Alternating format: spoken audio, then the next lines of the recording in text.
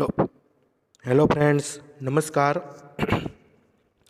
ધોરણ 8 chapter number 3 ભારતની રાષ્ટ્રવાદ વિશેની આપણે વાત કરતા હતા, જેની અંદર આપણે પરિબળો વિશેની જાણકારી મેળવી। હવે આગળના પરિબળ વિશેની આપણે માહિતી મેળવી છે, તો એ છે વર્તમાનપત્ર। શું આપવામાં આવ્યા છે? વર્તમાનપત્ર વિશેની આપણે માહિતી મેળવી। વર્તમાનપત્ર એટલે તમે બધા વિદ્યાર્થી મિત્રો જાણો છો કે જે આપણે ન્યૂઝપેપર કહીએ છીએ, એ ન્યૂઝપેપરને આપણે શું કહીએ છીએ? વર્તમાનપત્ર। તો એ જ્યારે દેશની અંદર ફેલાતું હતું અને એમાંથી જે કાંઈ સૂચનાઓ આવતી હતી, જે કાંઈ લખવામાં આવતું હતું, ત્યારે એનાથી બીજા લોકોથી શું થતું હતું? પ્રેરિત થતા હતા, એનાથી લોકો વધારે જાગૃત થતા હતા। આજે અહીંયા પ્રવૃત્તિ કાંઈ બની છે, જો તે ન્યૂઝપેપરમાં છપાઈ જાય અને બીજા લોકોને જાણ થાય, તો એ લોકો પણ શું થતા હતા? એ જાગૃતિ માટે ઊભા થતા હતા, એ આંદોલન માટે ઊભા થતા હતા, બરાબર છે। તો જેના કારણે આ વર્તમાનપત્રનો પણ ફાળો ખૂબ જ મહત્ત્વનો હતો। આમ દેશની સામે તમે એની એક પુરવાર થઈ રહ્યો છે, તો એના વિશે પણ વર્તમાનપત્ર વિશે માહિતી આપણે મેળવીએ। તો કે રાષ્ટ્રીય ચેતના ફેલાવવામાં વર્તમાનપત્રોનો નોંધપાત્ર હિસ્સો આપ્યો છે, કેમ કે સૌથી જે ચેતના ફેલાવવાનું જે કાર્ય કરે, અત્યારે આપણે ખબર વોટ્સઅપ છે, વોટ્સઅપની અંદર તમે મૂકો એટલે ફટાફટ એક વસ્તુ ફેલાઈ જાય હશે, જે કંઈ પેજ છે, વિડીયો છે, એ એક વોટ્સઅપમાં ચડાવો એટલે ઘણા બધા લોકો એને શું કરે? ફેલાવી શકે, ફેસબુકની અંદર તો અહીંયા પહેલાં એવું કંઈ નહોતું, એટલા માટે આ ન્યૂઝપેપર જે વર્તમાનપત્ર હતા, એ વર્તમાનપત્રની અંદર છપાઈ જાય એટલે ઘણી બધી સુધી શું થતું હતું? ફેલાઈ જતું હતું। એની ચેતનાનો ફેલાવો છે એ ઘણી જગ્યાએ તમે જોઈ શકો છો। આમ અહીંયા જે રાષ્ટ્રીય જે ચેતના કરવાની હતી, રાષ્ટ્રની જાગૃતિ માટે જે કાર્યક્રમો થતા હતા, તો એ ફેલાવાનું, લોકોને સુધી પહોંચાડવાનું કાર્ય, લોકોને ખબર પડે કે અહીંયા આવી જાગૃતિ થાય છે, તો એ ફેલાવાનું સૌથી વધુ સફળ પ્રયોગ કોનો હતો? તો કે વર્તમાનપત્રનો હતો। કોનો હતો? વર્તમાનપત્ર। જે કહેવાય છે તો કે બંગાળ, મુંબઈ, મદ્રાસ તથા બીજા પ્રાંતોની અંદર આ પ્રસિદ્ધ થતા હતા, બરાબર છે। અને અખબારોએ સરકારની નીતિની ટીકા કરી અને લોકોમાં રાષ્ટ્રીય ભાવનાની શું કરી છે? જાગૃતિ લાવવાના પ્રયાસો કર્યા છે। આમ બંગાળની અંદર આ શરૂ થયા હતા, મુંબઈની અંદર શરૂઆત થઈ હતી, મદ્રાસની અંદર, અને આવા કેટલાક એવા બીજા પ્રાંતો છે, વિસ્તારો છે, બરાબર છે, કે જેની અંદર આ અખબારો છે એ પ્રસિદ્ધ થતા હતા, અખબારો વેચાતા હતા। તો જેના કારણે સરકાર નીતિની ટીકા થતી, સરકાર લોકોની અવગણના થતી હતી, સરકારની કંઈક કહેવાય ને નેગેટિવ પોઈન્ટ બહાર આવતા હતા, સરકારની ટીકાઓ થતી હતી। તેથી કરીને રાષ્ટ્રની લોકોની અંદર ભાવના જાગતી હતી કે અહીંયા અંગ્રેજ સરકાર છે આપણી ઉપર દમન કરી રહી છે, જુલમ કરી રહી છે, બરાબર છે, જેનાથી લોકો પ્રેરિત થતા હતા। તો એવી આ વર્તમાનપત્રનો ફાળો છે એ આપણા ભારત દેશની અંદર ખૂબ જ મહત્ત્વનો હતો। શરૂઆત કરી છે અંગ્રેજ સરકાર દ્વારા, પણ છતાં એનો લાભ છે આપણે ભારતને મળી રહ્યો છે। કોને મળી રહ્યો છે? ભારતને। જોઈએ આપણે એક નીચે પ્રશ્ન આપવામાં આવેલો છે, એ પ્રશ્ન વિશેની આપણે માહિતી મેળવીએ। તો કે વર્તમાનપત્રએ રાષ્ટ્રીય ભાવના કઈ રીતે જાગૃતિ કરી હશે? છે આપણે પ્રશ્ન આપવામાં આવેલો છે કે વર્તમાનપત્રોએ રાષ્ટ્રીય ભાવના કઈ રીતે જાગૃત કરી હતી, બરાબર છે। તો એના વિશેની પણ આપણે અહીંયા માહિતી મેળવીએ। તો કે વર્તમાનપત્રોએ અંગ્રેજ સરકારના જે આપખુદ તંત્ર હતું એની ટીકા કરી અને અંગ્રેજ સરકાર વિરુદ્ધ લોકજાગૃતિ ઉત્પન્ન કરી હતી। કેટલાક એવા અંગ્રેજી વ્યક્તિઓ કે આપ ખુદ પોતે શું ચલાવતા હતા? તંત્ર। હું પોતે જ કંઈક તંત્ર ચલાવતો હોય, બરાબર છે, એને આપખુદ તંત્ર કહેવાય, જેનાથી જાહેર તંત્ર કહી શકાય નહીં।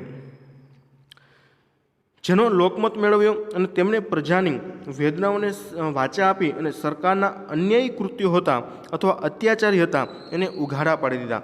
જે ખરાબ કાર્ય કરતા હતા, લોકો ઉપર દમન કરતા હતા, એને આ ન્યૂઝપેપર દ્વારા શું પાડી દેવામાં આવ્યા? ખુલ્લા પાડી દેવામાં આવ્યા, જાહેર કરી દેવામાં આવ્યા, જેથી કરી આપણે કહેવી ને કે એનો ભાંડો ફૂટી ગયો, હવે તે પકડાઈ જશે, એવું કદાચ આપણે શબ્દ સાંભળ્યા હશે।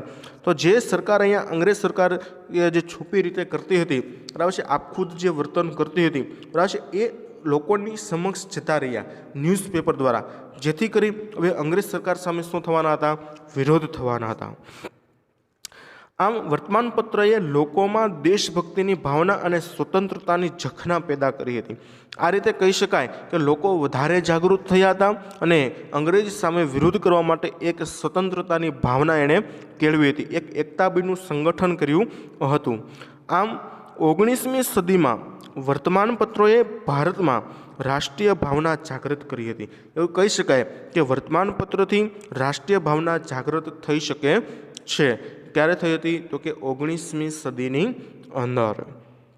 આ રીતે વર્તમાનપત્રથી કહેવાય છે અંગ્રેજ સરકારને પણ સ્વતંત્ર માટે ભારત દેશના ન્યૂઝપેપરો જે વર્તમાનપત્રો છે એની જાણકારી તેઓને આપતા હતા. ત્યાર પછી વાત કરીએ વિદ્યાર્થી મિત્રો નેક્સ્ટ પરિબળ વિશે, તો છે ભારતનો ભવ્ય વારસો. શું આપવામાં આવ્યું છે વિદ્યાર્થી મિત્રો? ભારતનો ભવ્ય વારસો. આપણે આ ચેપ્ટર આવું ધોરણ 10ની અંદર પહેલું જ ચેપ્ટર ભારતનો ભવ્ય વારસા વિશે સમજાવું. પણ વારસો એટલે શું? તો કે આપણે આપણા પૂર્વજો તરફથી જે મળેલો છે, જે કંઈ આપણે ભેટ મળેલી છે, જે આપણે એને યુઝ કરીએ છીએ, તો એ આપણા માટે શું કહેવાય? વારસો કહેવાય છે. બરાબર છે. તે કે જમીનની અંદર ખોદકામ કરતાં મળેલું હોય કે કોઈ કુદરતી સ્વરૂપે મળેલું હોય, તો એ આપણે જે યુઝ કરીએ છીએ અથવા આપણા પરદાદાઓ તરફથી, આપણા વડવાઓ તરફથી આપણે જે કંઈ પ્રાપ્ત થયું છે, તો એને આપણે વારસા તરીકે એને આપણે ઓળખીએ છીએ. તો ભારતની અંદર એવો કેટલોક ભવ્ય જે વારસો રહેલો છે, તો તેના વિશેની આપણે અહીંયા વાત કરીએ વિદ્યાર્થી મિત્રો. તો પાશ્ચાત્ય પુરાતત્વવિદ એલેક્ઝાન્ડર કનિંઘહામ તથા તેના મદદનીશોએ ભારતના અનેક પ્રાચીન સ્થળોએ ખોદકામ કર્યા હતા. તો કોણે? તો કે પુરાતત્વવિદ કોને કહેવાય?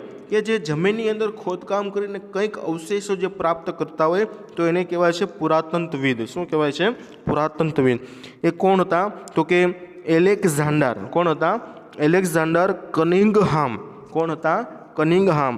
તેના મદદનીશો અથવા તેના સાથી મિત્રોએ ભારતના અનેક જગ્યાએ, અનેક પ્રાચીન સ્થળોએ આવા ખોદકામ કર્યા હતા. શું કર્યા હતા? ખોદકામ.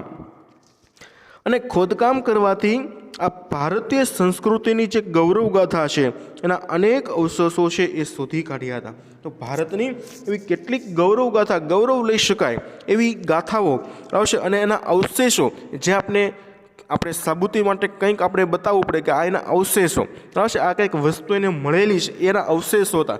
જમીનનું ખોદકામ કરતાં કંઈક વસ્તુ એને મળતી આવશે, કોઈ હાડકાં છે, કોઈ અલગ અલગ પ્રકારની વસ્તુઓ છે, હથિયારો છે, તો એ બધા એના શું કહેવાય? અવશેષો કહેવાય છે. તો એ શોધી કાઢ્યા હતા કે જે ભારતની શું કહેવાય છે? ભવ્ય ગાથા અથવા ગૌરવ ગાથા તરીકે તેને ઓળખવામાં આવે છે. ત્યાર પછી વાત કરીએ તો કે ભગવાનલાલ ઇન્દ્રજી જેવા ભારતીય આજે પુરાતત્વવિદોએ પણ અનેક પુરાણા અવશેષો શોધી અને ભારતીયોની દેશની સંસ્કૃતિની એ ભવ્યતાનો ખ્યાલ આપ્યો છે. બીજા એવા એક પુરાતત્વવિદ છે. કોણ છે? તો કે ભગવાનલાલ ઇન્દ્રજી. કોણ છે? ભગવાનલાલ ઇન્દ્રજી. એ પણ એક પુરાતત્વવિદો છે. તો એને અનેક પુરાણા અવશેષો, પુરાણા એટલે કે જૂના, પુરાણા એટલે કે અત્યંત એટલે કે ઘણા વર્ષોથી જે જમીનની અંદર દટાઈ ગયેલા હતા એવા અવશેષો કે જેને ભારત દેશની સંસ્કૃતિને બચાવી છે, ભારત દેશની સંસ્કૃતિને આપેલી છે, એવા ભવ્યતાનો ખ્યાલ આ ભગવાનલાલ દ્વારા આપવામાં આવ્યો હતો, જેનાથી ભારતની સંસ્કૃતિ ટકી શકે. કેમ કે અંગ્રેજ સરકાર આવવાથી ભારતની સંસ્કૃતિનો ઘણો બધો શું થયો છે?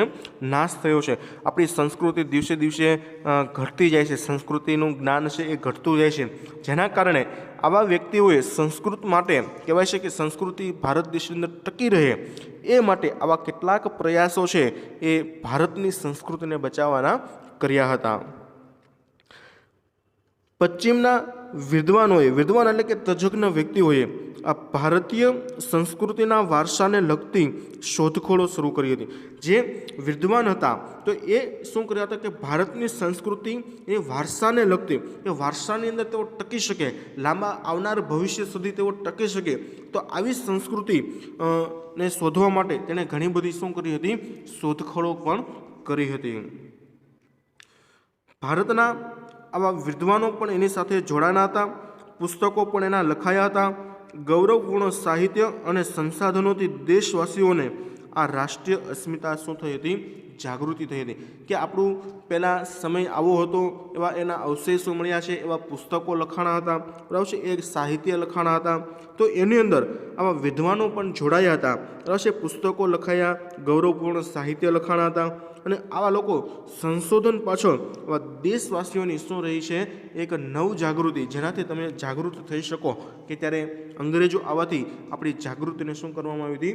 નાશ કરી દેવામાં આવી હતી. આપણી જે સંસ્કૃતિ છે એને નાશ થતી તમે જોઈ શકો છો, જેને ફરીથી ઉજ્જવળ તક આપવાના આવા પ્રયાસો છે આ દ્વારા કરવામાં આવ્યા હતા. વિદ્યાર્થી મિત્રો, કેટલાક વ્યક્તિના નામ તમને નીચે આપવામાં આવ્યા છે કે જેણે શું કર્યું છે કે પુરાણો વિશે અથવા કોઈ ઉપનિષદો વિશે, મતલબમાં એક સાહિત્ય વિશેનું જ્ઞાન છે એ તમને આપવામાં આવેલું છે. તો અહીંયા જોઈએ, આટલું જાણો, એમાં તમને કીધેલું છે, શું કીધું છે? આટલું જાણો, એના વિશે તમને માહિતી આપવામાં આવેલી છે. તો એ માહિતી આપણે જોઈએ.